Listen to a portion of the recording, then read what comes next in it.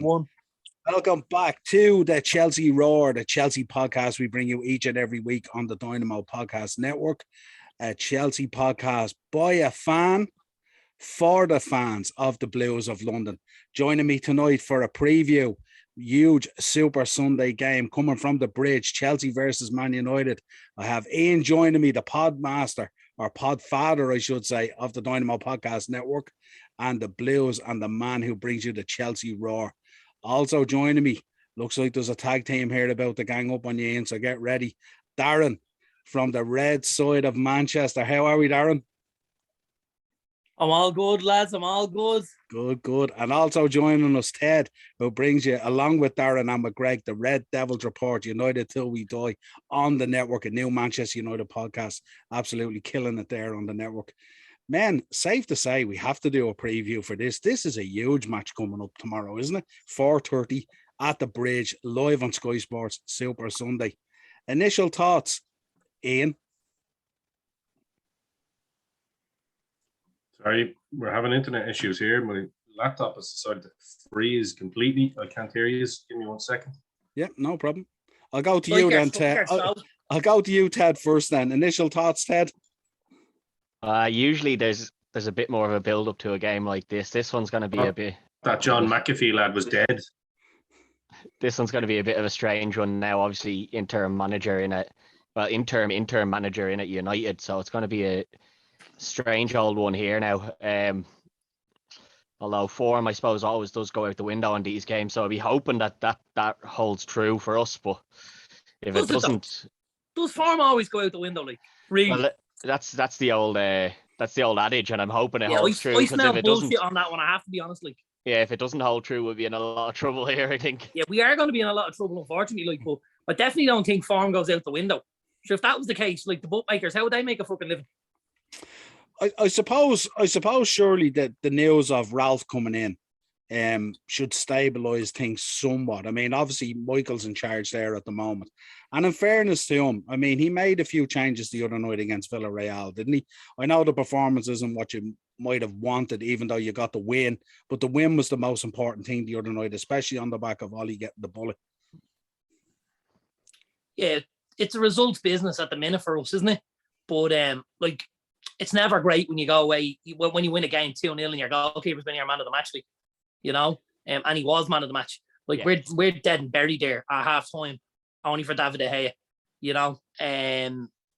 Villarreal really should have put us to the sword, as they should have in the home tie against United as well at Old Trafford. Like, they should have been way out of sight by the time we got the goals then as well.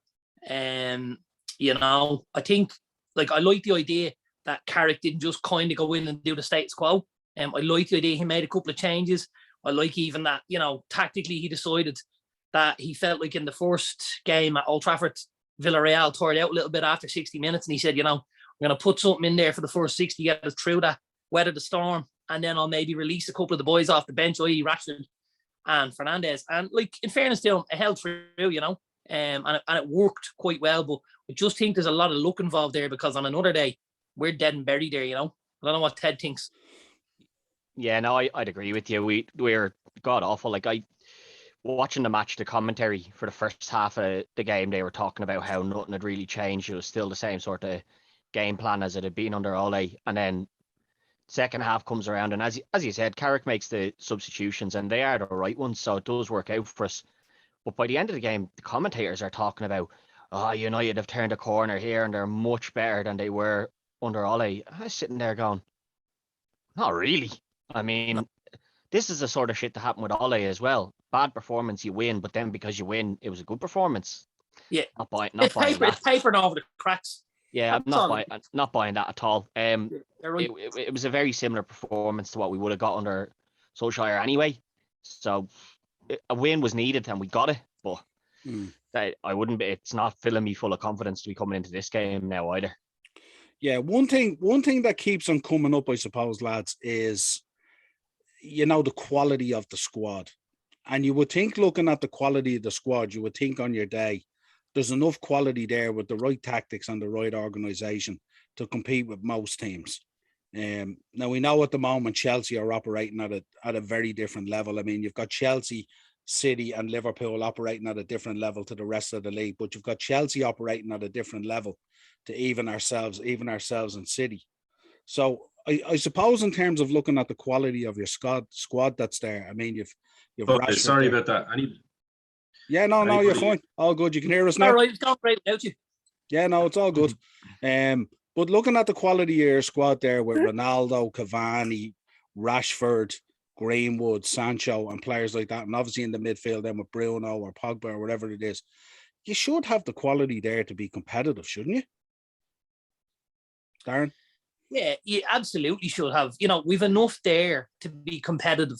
I think for Ralph Rangnick, who's obviously on the way in, and anybody that takes over after Ralph, it's going to be about finding the right kind of blend in the starting 11. Because I feel like that's something maybe the Solskjaer wasn't able to do. And he was accommodating far too many players in a system. And I don't think you're going to see that under Rangnick. I think he's going to go out, he's going to go, we're going to play a certain way. And if you can fit into my system, you'll play. If you can fit into my system, there's the bench or there's the stands, right? And that's going to be it. Like, it's the German way, isn't it? It's the German way. I genuinely see there's a couple of players sitting on the United bench. We've spoken about it recently. You know, the likes of Matic and Mata, who can't play that kind of a game because of physically how they move. I think we'll see lads from the other 23s coming up. I think we'll see the boy Hannibal. We might see the boy Dylan Hugover. Like, there's a couple of lads that could get promoted because they've got energy. They've got a little bit about them. They're going to put themselves about the pitch, you know. And I think that's probably, you know, over the next maybe 7 months while he's there, I think we'll see a lot of change at United. And not necessarily from a buying point of view, but from a clearing the dead wood out point of view. Because he only knows, or he only knows, I have to take that back. He only wants to play a certain way.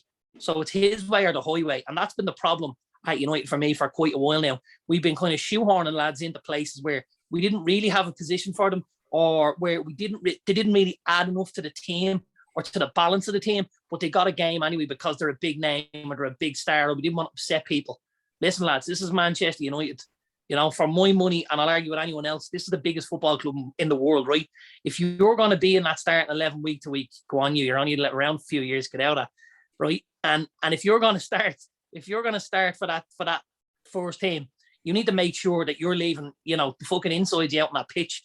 You know, that's what it should mean to lads. It shouldn't be this pedestrian shite, this walking around looking at each other and you didn't pass me the ball and all this shit. This is now where somebody needs to take over and start getting the cane out and absolutely sticking it to these boys. Ian, now that you're back on, initial thoughts on the game tomorrow?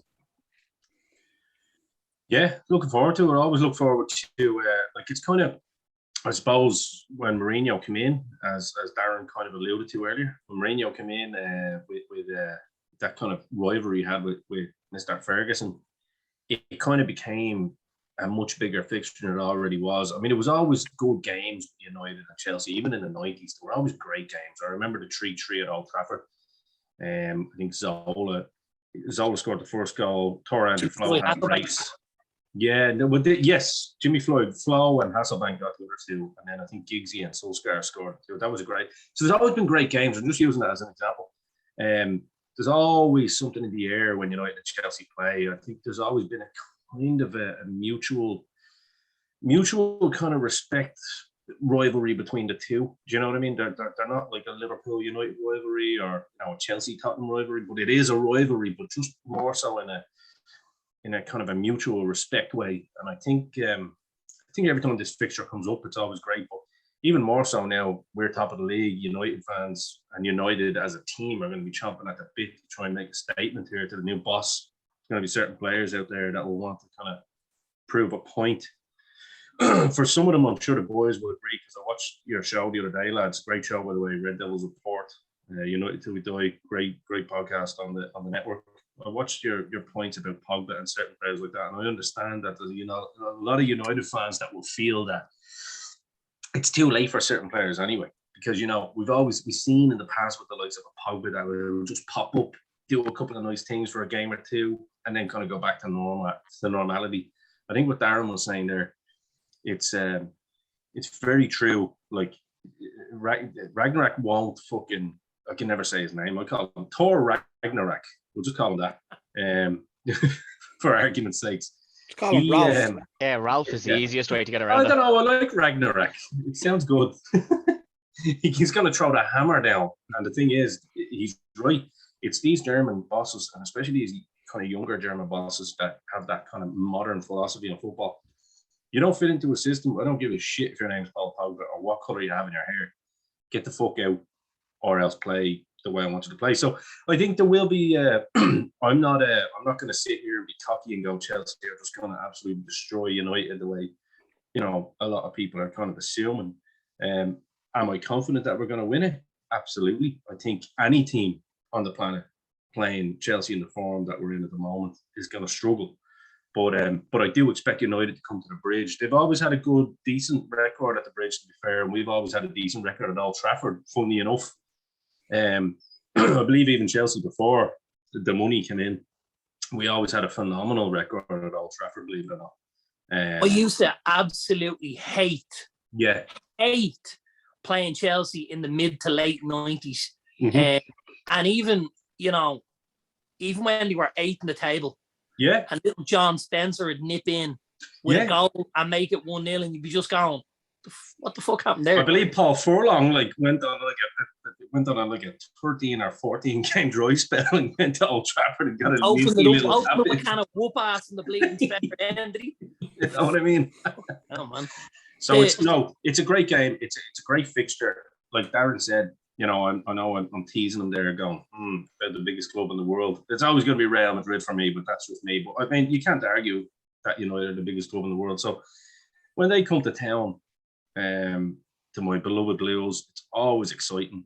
There's always an atmosphere in the air. Like I say, there's always good banter between the fans. Like I said, it's not a hated rivalry. But it's a rivalry that's there. Do you know what I mean? Because of competitiveness and that's built over the last 20 years. In fairness, though, most 12-year-olds don't have hate in them, like, so, I don't know where you're going with that, Darren. The average age of most of the Chelsea fans, like, so that's not just. Well, you're going back to 2004 now. You're knocking a couple of years off there. We're up at 17 now. Yeah, we're at 17. We're nearly 18, man. Yeah, I suppose to look at it this way, Darren, we've spoke about it before. I mean, Chelsea have such a great squad at the moment. They're in such a rich vein of form. They're absolutely bashing everyone at the moment. They're not giving anything away.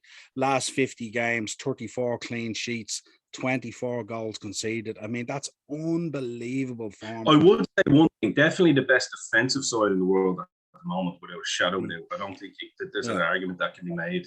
Yeah, I certainly wouldn't argue with that, I have to be honest. No. I think when I look at Chelsea at the minute, I think their organisation at the back is really, really top drawer. I think the boy Mendy has done a phenomenal job. Absolutely phenomenal job. Since he's come into the side, he really has. He's took the baton, and or as Vinny would say, he's reached for that brass ring. And he's really, really, he buried Kepa. Obviously, absolutely buried the poor lad. And any type of form he would have had coming in, you just thought, well, that's the end of that, isn't it? He's been super. As from a goalkeeping point of view, like, he's so imposing. As an opposition player, like when they're coming in on goal, he's so big. He's got that kind of wingspan. He moves quite well. I would say the only thing I don't feel wingspan. Yeah, I would say the only thing he doesn't fill me with confidence with is when he comes for crosses. He can be a little bit flappy at times. But I think most of the time he's clever enough and he goes, you know what, I just won't get involved. I think that's, sorry, I disagree there. I think it's quite the opposite, man. I think, like, if you could give me one example of a spill that he's had. I'll send you a couple later, no problem. Because I've Please seen him do. drop a couple. Just crosses. It's just that, like. Oh, you could be right. I'm just trying to think in my head, like, I'm not. I don't see here, and the thing is, I don't think they necessarily led to goals, which means they might not be as prevalent in your memory, because obviously, I get you. That's fair. If he coughed it up, you go, oh shit, coughed it up. But I think he's coughed up a few, and then maybe he's fallen on them, or he just doesn't convince me with crosses. But as good reaction time, I suppose, is what you're saying. If he makes a little bit of an error, he's quick enough to kind of. Exactly. And I mean, from a shot stopping point of view, he's been phenomenal. He Ted, just has Ted- been phenomenal. Ted, come in here. You've been quite vocal at times about Mendy and the comparison with De Gea and stuff like that. What's your thoughts at the back there in the goalkeeping situation? Yeah, no, I'd agree with Darren that for crosses he is sometimes a bit flappy, and I don't think they have led to goals. I think that's more down to the centre backs and stuff being on the line to make sure that the ball doesn't, when he does miss it when he comes out. And I think he's learned from that. That he isn't coming out for those crosses now as much as he used to. He's now just sticking to his line, which is working for him at the moment. But I do think that is something that he would need to work on, because it's something that we can see with De Gea. De Gea is god awful at coming out off his line, and Mendy would want to fix that in his game, because we've seen the back problem of it, and it's working out at the moment for Chelsea that those are not turning into scrambly little goals. But again, Ted, you're kind of making this sound like it's a regular occurrence and it's a problem. Like, no, Darren's struggling to get a few there. You know what I mean? No, I'm saying that he did at the start of the season. He's now learned to stay on his line more. He's letting the centre backs cover when the ball does come in, and he's staying on the line. Sure, you weren't playing FIFA at this time, or? And actually, to be honest with you, the only reason I mention it is I think it's the only thing that he would need to address to be in that, bracket of best in the world type thing, in that position. And that's all. Like, to have him up for me, right? Because, and I've got to be honest, like, personally speaking, the best keeper in the Premier League for me is Alisson.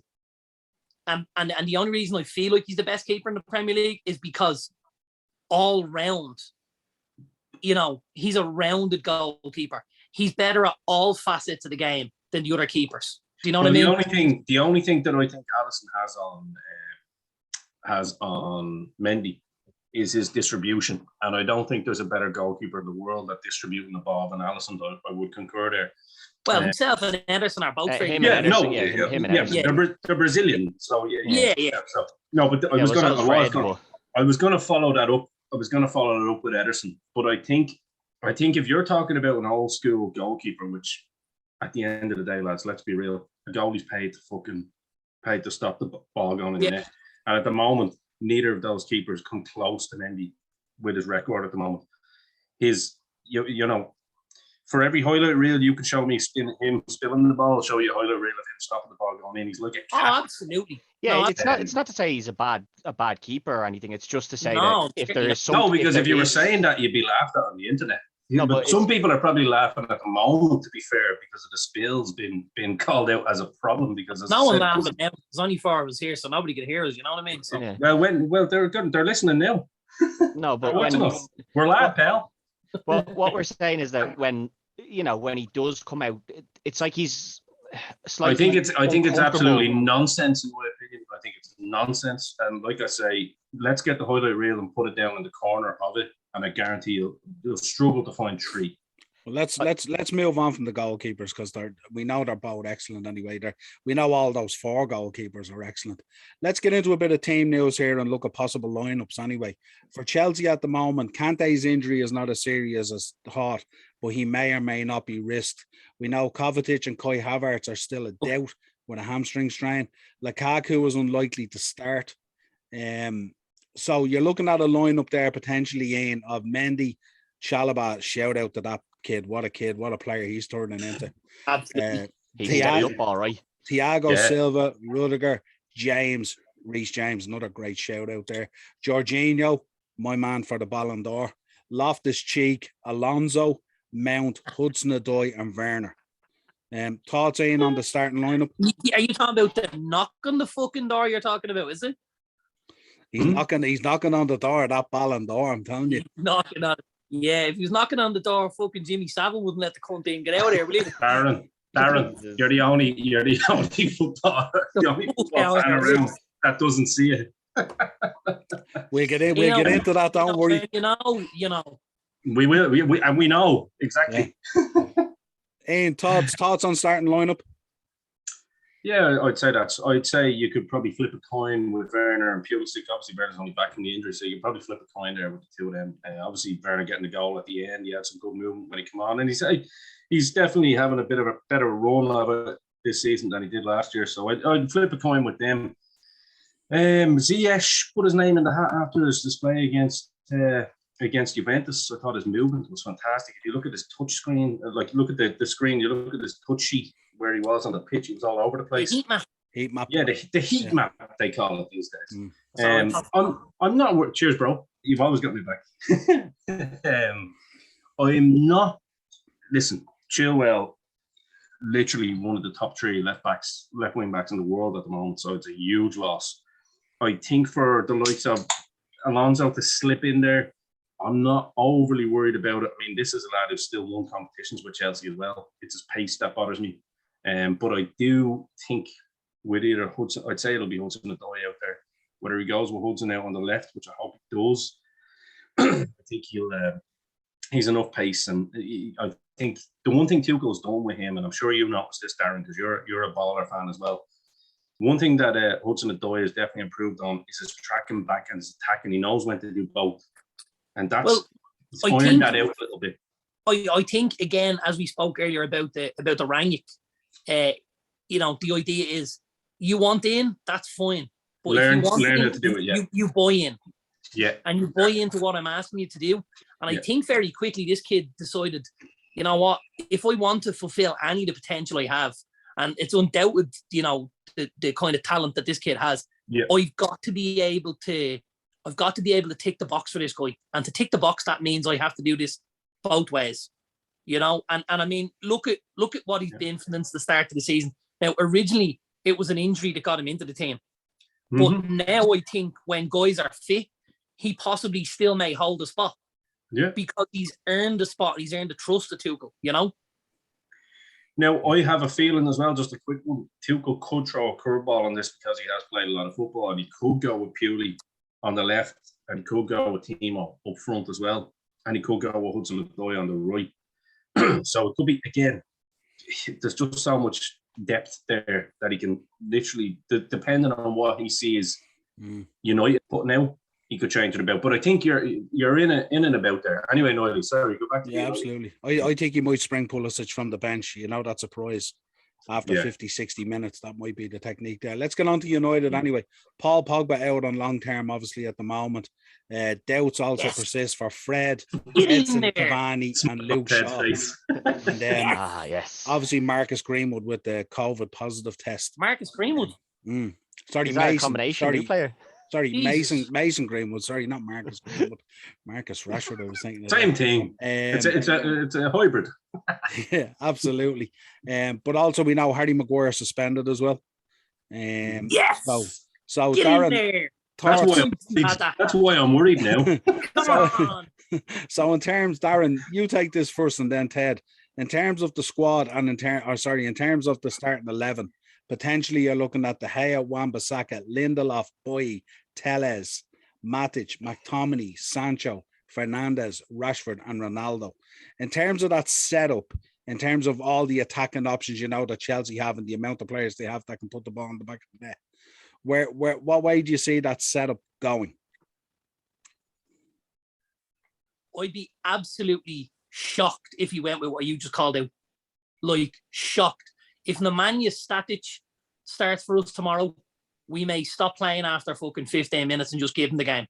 Because, there's no way he's going to be able to keep up with that Chelsea midfield and with the way they move the ball and with the legs they have in there, right? So, there's no way he starts tomorrow. Absolutely no chance of it, right? That's hopefully the first thing. I think it's a win. That's because Georgie boy will have him running around all day with those little passing moves. Yeah, he keeps knocking them out for throw-ins. That's why. No. You said the Chelsea midfield was always two, and one is a constant. I think we've already had a couple of big wins with Harry obviously being suspended. I think that's a big win because I think Chelsea have an awful lot of pace in and around that 18-yard box. And I think he'd absolutely have us crucified, if I'm honest. I think we obviously we can see how big and awkward and cumbersome he is at times. I just think with the speed around that 18-yard box, I think it's probably a little easier for us to have the likes of Lindelof and Boye that maybe might be able to keep up physically with the pace. A bit more pace. Yeah, exactly. A bit more pace. Although maybe they're not as good as you're talking like we need Boy to have a massive game tomorrow.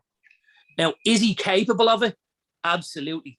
Would I put the fucking, the house money on it? No, I wouldn't, because, he's just gone from hero to zero and zero to hero so much in his time at Old Trafford that it's a little bit scary. But I think United have to be at this from the word go and in every single area of the park. If United are a little bit off the pace in that fourth half, the way they have been, recently, I think Chelsea could steamroll us very early and be a goal, 2 goals up by half time. And then what are you doing? Then you're staring down another 3 or 4-0, maybe even 5, like we got at Liverpool. And that, again, would be another disaster. Because you have to remember, although we've appointed Ralph now as the interim, you don't want these guys going into him fucking broken, and at the minute, they're just above where they need to be. But another defeat like that, like we've had with Liverpool or like we had with City, or a performance like we had at Watford, and again, these lads are on their knees, because it's got to be horrible to look around that dressing room and look at each other and go, what the fuck is this like? Yeah, also your position in the league is slipping greatly. We're 8th at the minute. 8th or 9th at the moment. We're 8th or 9th at the minute. Yeah. And I looked earlier on when the table flashed up on the TV, and like, a win tomorrow doesn't really do a whole lot for us, which is the scary thing.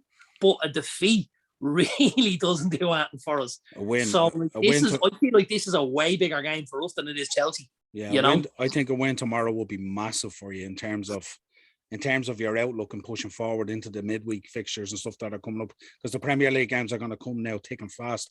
Ted, the little sort of decision of captaincy has to be sorted out tomorrow. Who do you reckon gets the nod and gets the armband? I think it is going to go to Ronaldo, whether people agree with that decision or not. I think that is where it's going to. Who else are you going to give it to? Maybe De Gea, but is there anyone else out there that you're looking at giving that captaincy to if it's not Ronaldo or De Gea? I don't think there is really. It's not going to be Lindelof. It's not going to be Boye. Not going to be any of the other defenders. Bruno, maybe. That's about it. You're not spoiled for a choice for a captaincy here at the moment. No. Any other thoughts on it, Darren? No, like I suppose Ronaldo's the easy choice, if we'll call it that. But again, I think it's a really, really bad message to send out, if I'm honest. Like we've talked about it recently about, I feel, listen, we'd be in a really, really poor position if Ronaldo wasn't there at the minute, because his goals have been so vital and they've come at really vital times in the Champions League and in the league. But I feel like when we go into games, we're really playing with 10 men. And for guys who are out there putting a shift in to look and go, this guy got the armbands. Now you can also count the boys who are putting a shift in on one hand, by the way, just why so I'm not saying there's a plethora of talent to choose from there. And there's this long list of guys that you go, oh, we go him. There's not. I personally would err on the side of David De Gea. I don't think he's maybe vocal enough to be a captain, which is my issue. But I certainly think he leads a certain way, i.e. with his performances. Like, if you've seen him with the armband on Wednesday night or Tuesday night, you wouldn't have been shocked to see him perform like that as the captain. Do you know what I mean? I personally would stick it on De Gea. And it's not just because it's the goalkeepers union here either. I just think that would be a better fit. I think the Ronaldo thing sends out an awful message to the rest of the players. Don't track back, don't run, don't do this, don't do that. And guess what? You too might get an armband in the weeks to come. Like that's so poor. It really, really is. No, I agree, and I've said it in the group chat with Greg and stuff as well. I think De Gea is the one. Greg has mentioned that he doesn't want to see it put on De Gea because you're talking 1 or 2 years, and then De Gea, might move on or whatever. But sure, 1 or 2 years, somebody else might step up to, take that captaincy in that time. I don't think it should be Ronaldo either, but I think that's where it will go. I think it's the easy choice, and unfortunately, the easy choice seems to be the one that United are taking a lot of the time here. I am worried about this game, though, defensively, even with Maguire out. I do agree with Darren that his pace wasn't going to help us, but Boye, you don't know what you're going to get. Shaw is out, which thankfully, because he had 2 weeks where he was put down with what looked like a concussion. They needed to finally get him out. But Tellez defensively is suspect at best. He can cross a ball and everything, but I don't know if he can defend. Haven't seen him do much defending, and that worries me when you have the likes of either Ziyech or possibly Pulisic running at him. That we could get torn apart down that left side.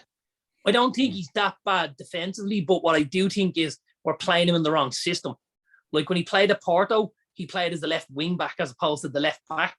And I think as a left wing back, you have a lot less of a job going backwards. You know what I mean? You're giving a little more license on the back of there being 3 centre backs behind you, which is obviously how Chelsea play, right? So when you see, obviously, I think the idea tomorrow would be to match up what Chelsea do and to go 3 at the back. Now, I'm interested in this one now because obviously we've heard a lot from the United side. Now I'm going to give the Chelsea fans a little bit of insight. I think there is teams that have tried to do that, including Arsenal. I think when you try and match up with a Tuchel system, you are asking to be ass bleeped, you know? I don't think necessarily the system. I just think the formation. But even the formation, like, I mean, look, it's like putting a band-aid over an illness. Do you know what I mean? It's to stop certain bleeding. I think because you still have a lot of positives, right? Because if I was to talk about my worry, I'm looking at the Jadon Sancho, Xabi Alonso side. I'm going, this is where United can find a lot of credit because Xabi Alonso is the laziest bastard on the planet. He was a great passer of a ball though for Liverpool, wasn't he? Do you know what I mean? So it's that's a worry for us. But I mean, I think if I'm looking at this game, the front three. I mean, it's what United can do to us. Really, I think that's what it boils down to. What can United do to us? Because look at the sides that you've come up against with far superior attacking qualities than United, and they didn't lay so much as a fucking glove on you. No, so, I get you. I get you. I would think from a United point of view, I'd be more than happy to see 3 centre backs, 3 centre midfielders, 2 strikers and the wing backs, and try and keep things nice and tight, play on the bounce, and just keep things and try and control a little bit of tempo, as opposed to allowing Chelsea to carve us open from the outside in. Like, that's a really big fear of mine tomorrow, because there's so much pace going down those wings. Obviously, Chilwell is out. But you'll still have Reece James, you'll still have Hudson-Odoi, you'll still have Pulisic or Havertz, and or Ziyech. So there's an awful lot of speed there. But you play 3 at the back. There's only 2 ways it can go. So you've got a 3-4-3, or you've got a 3-5-2, right? So you know what I mean. You've got your wingers who are acting as your wing backs in a 3-5-2 system, or you can have like your main focal point up front and someone playing off, and possibly that can be the floater. But then, who are United putting as their wing backs? Then that's where you want to do a problem. Are you expecting Wan-Bissaka to do both and cover both the attacking side, and then you're expecting your 3 centre backs to stretch out then and cover the 3 boys? You'd have to be playing Wan-Bissaka, I feel. Well, yeah, that's why I mentioned as the centre back. The 3rd centre back, on the right hand side. On the right hand side, with Lindelof on the left and Boy in the middle. Mm-hmm. And you'd play Tellez and Dalot as the wing back, so to speak, for now. Because defensively that brings us a little more solidity.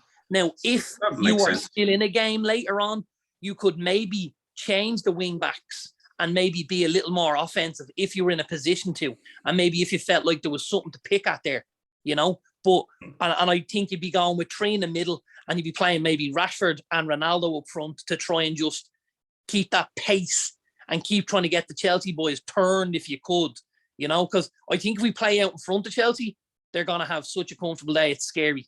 You know what I mean? Like, we need to get them turned. Let's get into predictions now. We've only got about 3 minutes left, so let's get into predictions. I'll go first, will I? Yeah. 3-1 Chelsea. Ted?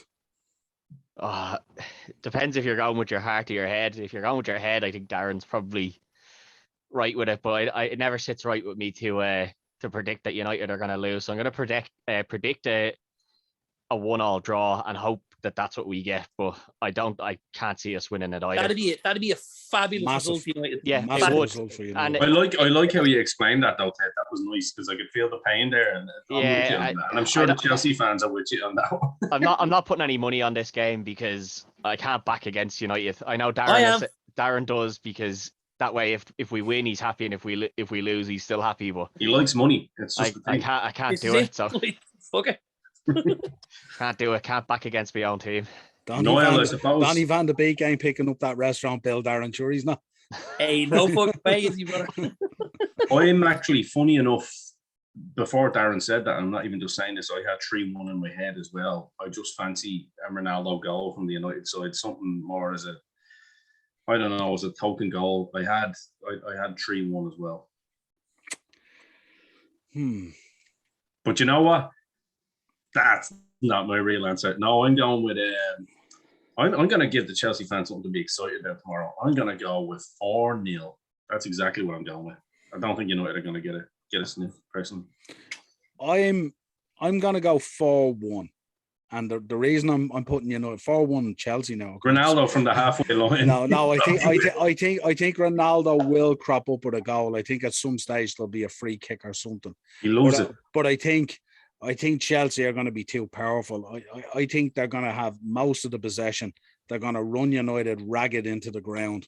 I think the boy Reece James tomorrow could be man of the match tomorrow. I think he's absolutely outstanding. I think he will torture United.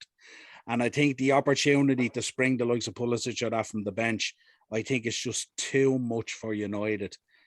You know, when I look at the two starting lineups or potential lineups and I match them up, you know, I mean, if you were doing a combined 11, literally who gets into that Chelsea side from that United side? And when I hear the guys talking about the captaincy, and we think about United at one stage who had 11 captains on the pitch, and now they're struggling to find a captain, you know what I mean? And you're looking at Bruno Fernandes, who's the poster boy, and he's not even in the conversation for the captaincy, you know what I mean? And David De Gea tomorrow, I think, will be so busy. I think he's the last guy you want to put the captaincy on as well, because he's going to have his hands full tomorrow, just trying to keep Chelsea out on that bay. And I just think it's probably the worst time for United to come up against Chelsea. And now, saying all that, I think tomorrow we might end up with just a boring 0-0 or something. But it's the same train of thought that us Chelsea fans have as well. Obviously, I'm part of a lot of the Twitter groups with a lot of kind of high profile Chelsea lads, and they're the same. You know, so it works both ways. But either way, it's an intriguing game. So I think Chelsea will approach this in a kind of a different way. I think, as Darren said, if United do try and match them up, you know, man for man and that kind of formation and stuff like that, I think Chelsea with the power and the strength and the players that they have, and United with the lack of coaching and the lack of structure and the lack of that quality into that system, I think they'd be found out very quickly. And to be honest with you, I think if United do come onto the pitch and try to match Chelsea up in that formation, Tuchel will just do this and he'll change the formation and just tear them apart, because he's just that good a coach, to be honest. I just think Chelsea at the moment are just scintillating. Well, my closing thoughts to the boys would be, because I know we have banter on this channel, but we're all friends here at the end of the day. I suppose, like, if I was in you guys' shoes, which I have been, you know what I mean, it's happened to Chelsea before, what I would be expecting from United. You would have seen my shoes, Ian. I've got really big shoes, pal. You do? I know, yeah. What's that mean? Big socks? baggy jeans. Baggy jeans, yeah. Darren wearing the old what do you call them? The old G stars from back in the day with his LeBrons. But no, I think honestly, in closing, my closing thought from a United perspective, if I were a United fan, would be at least a performance tomorrow. Something to at least look at who you think is going to step up. Do you know what I mean? Like, there's a chance there now for, you know, one of those centre backs to go, I'm going to make it really hard for Harry Maguire to get back into this team. I'm going to make it really hard for Luke Shaw to get back into this team when he comes back. I'm going to make this central midfield position my own. So, you know what I mean? That's kind of what I would expect from a United perspective. I do think there will be individual performance, but I think you're coming up against a team that is possibly at the moment, you know, one of the most difficult fucking teams to play against in Europe. I would bet against us against anybody at the moment. You know what I mean? In the form we're in. So, and it's hard to argue that. So, Sure. yeah. I'm gonna just before you finish, because I know I can see you cutting to that mic there. I'm gonna throw one other little variable in here. You know, at times I have a little crystal ball that I look into here. Yeah. Yeah. Mystic Mac. My shout for tomorrow is if he doesn't see red, he goes very close to it, right? And it may be something we end up talking about on the mashup on Monday. Alex Tellez, right? Because Reece James running at him, yeah. Not even because of James. I just think he's very, very frustrated at United with the way things have gone. He's super frustrated. The kids, you know, he's every other day, he's got 10 pictures up on Instagram. He's in the gym. He's here. He's there. He looks like a guy that's given everything. And I think he's going to go out to try and put a marker down, like you said, and go, this is fucking my spot and you're not getting it back. But just feel like, you know, he could maybe cross that line. Overzealous. Just a little bit. And, you know, even really early on in the game and just go to rattle someone and all of a sudden you're going, oh, God, no. Do you know what I mean?